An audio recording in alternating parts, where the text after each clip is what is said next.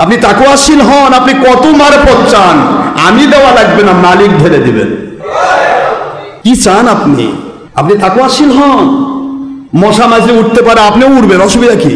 ইবলিস শয়তান আগুনের তৈরি, আগুনের ঝাঁপ দেয়, আপনি আগুনের ঝাঁপ দিবেন, অসুবিধা কোথায়? কিন্তু আপনি তেল আর পানি এক জায়গায় করে যেমন ফাটাফট চোখ মুখ নষ্ট হয়ে যাবে, আপনি শরীয়তের ধারায় কিচ্ছু নেই, মারেফতের চিন্তা, এটাও আপনার ভণ্ড বানায় আল্লাহর জাহান্নামে পাঠাবে। শরীয়ত ঠিক করেন, শরীয়ত ঠিক করেন, মারেফত মালিকের পক্ষ থেকে আসবে, মুর্শিদ দেবে মালিকের অর্ডারে, মুর্শিদের বাপের ক্ষমতা নেই একা একা কিছু দেবে, মুর্শিদের অর্ডার হবে, মুর্শিদের উপর এলকা হবে, অমুক তোমার মুরিদ, ওই মুরিদ আমার কাছে তাকওয়াতে এতদূর পৌঁছে গেছে, তাকে বেলায়েত দিয়ে দাও। তখন সে বেলায়েতের মারেফত পাবে, তখন সে নিজেই ওলি হবে। সুবহানাল্লাহ।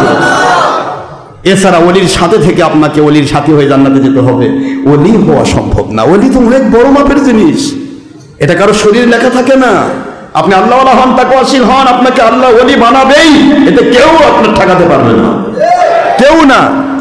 আর ধান্দাবাজি করবেন, সারা দুনিয়ার যত ধান্দা, দেখবো ভণ্ড পীর মহিলার সাথে ব্যাপারটা হয়, বাকুম করতেছে, আর আমাদের এখানে আসলে মুরিদদেরকে ধোকা দেয়, ওখানে গেলে তো উনি তো মারেফত বোঝে না, মানে আমরা মারেফত বুঝি না।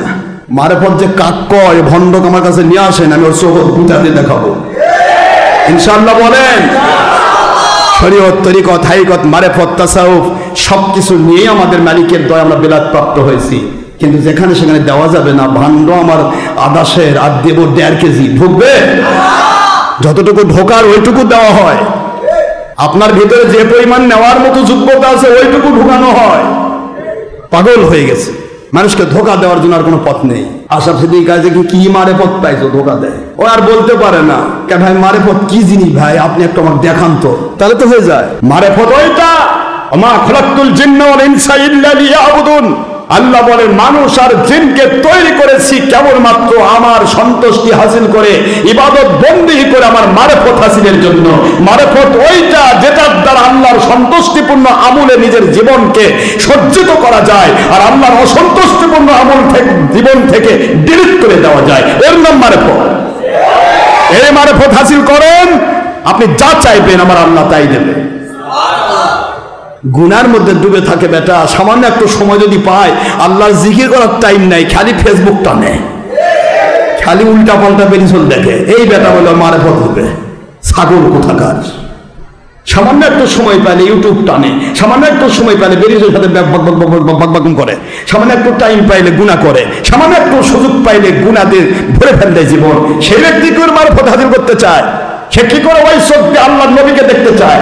আল্লাহ নবীকে দেখতে গেলে প্রথমে আপনার চোখকে সংযত করতে হবে, আপনার চোখকে গুনাহমুক্ত করতে হবে। এ যুগের মানুষ যে ফেসবুক টানে, ইউটিউব টানে, সারাদিন ন্যাংটা মহিলা দেখে, এ কিয়ামত পর্যন্ত চেষ্টা করলেও আমার নবী দেখা সম্ভব না।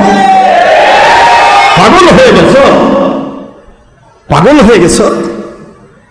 চোখ দিয়ে একটা চোখ এত নষ্ট করে দিয়েছে যে চোখে আল্লাহর ভয় কান্না পর্যন্ত আসে না, আল্লাহর ভয়টা কাঁদবে এইটুকু আসে না, কারণ চোখ পাথর হয়ে গেছে, অন্তর পাথর হয়ে গেছে। এই ব্যক্তি আবার ভণ্ডেদের সাথে ঘুরে কয় মারেফত পাই না। মারেফত কাকে বলে তুমি বুঝো? মারেফতের ম যদি বুঝতে তাহলে তো আল্লাহ পেয়ে যেতে। মারেফতের মতে মোহাম্মদ, মোহাম্মদকে ভক্তি করো। মারেফতের মতে মহব্বত, আল্লাহ নবী এবং মুর্শিদের ভক্তি অন্তরে ডুবাও। মারেফতের ম দিয়ে মসজিদ, ওই মসজিদ যে মসজিদে আল্লাহ এবং নবী এবং ওলিয়াউলিয়ার বিরুদ্ধে কথা হয় না, সেখানে যাও। মারফতের মধ্যে মাদ্রাসা, ওই মাদ্রাসা যে মাদ্রাসা আল্লাহর নবীর বিরুদ্ধে কথা হয় না, ওলির বিরুদ্ধে কথা হয় না, ওই মাদ্রাসায় যাও। তুমি তো পাইকারি যে নবীর দুশ্মন মাদ্রাসার টাকা দিয়ে জমি শেষ করছো। পাইকারি তুমি নবীর দুশ্মনদের যে মুন্সি সারাদিন মসজিদে গিয়ে কোরআন খুলে কয় নবী আমাদের মতো, ওই মুন্সির নেংটি ধরে আসো। যে মসজিদে সরাসরি গুনার কাজ হয়, ফেসবুক, ইউটিউবে, টিভির পর্দায় দিচ্ছে ওয়াজ, মসজিদে বসে কি করতেছে, ছবি তুল, ভিডিও ছাড়তেছে। এই মুন্সি কিয়ামত পর্যন্ত আপনাকে আল্লাহ এবং রাসূল পর্যন্ত পৌঁছাতে পারবে, অসম্ভব। তেল আর পানি যেমন এক হয় না, হারাম আর হালাল কখনো এক হবে না, কোনোদিন আপনি হতে পারবেন না, এটা ومن أظلم ممن منع مساجد الله أن يذكر فيها اسمه وسعى في خرابها আল্লাহ বলে ওই ব্যক্তির যে জালেম আর কে হতে পারে যে আমি আল্লাহর ঘরে বসে আমি আল্লাহ বিরোধী হারাম কাজ করে। আল্লাহ বিরোধী হারাম কাজ করা যাবে? তাহলে মসজিদে বসে যে ছবি ভিডিও করে, মসজিদে বসে যে ভিডিও ছেড়ে দেয়, এটা কি আল্লাহওয়ালা? যেখানে আল্লাহর বন্ধু বলেন কুল্লু মুসাউবিন ফিন্নার, ইচ্ছা করে যে ছবি ভিডিও করে সে জাহান্নামে থাকবে। এই জাহান্নামী আমলকে যে বলবে হালাল, ও নিজে জাহান্নামী, ওর ভক্তরাও জাহান্নামী। নবীজি জাহান্নামী আমল বলেছে, তুমি কে হে? তুমি নবীর বিরুদ্ধে বলার কে? তুমি তো উপরে লেভেল ধরেছো, তুমি তো বেঈমান, নবীর দুশমন। যেখানে নবীজি বললেন ছবি ভিডিও হলো জাহান্নামী আমল, সেখানে তুমি নিজে করছো যে এটা চলবে, তুমি কি এ যুগের নবী? সেই বুখারী মুসলিমে হাদিস কি পাক মারে ফেলে দিবা? আশ্চর্য কথা।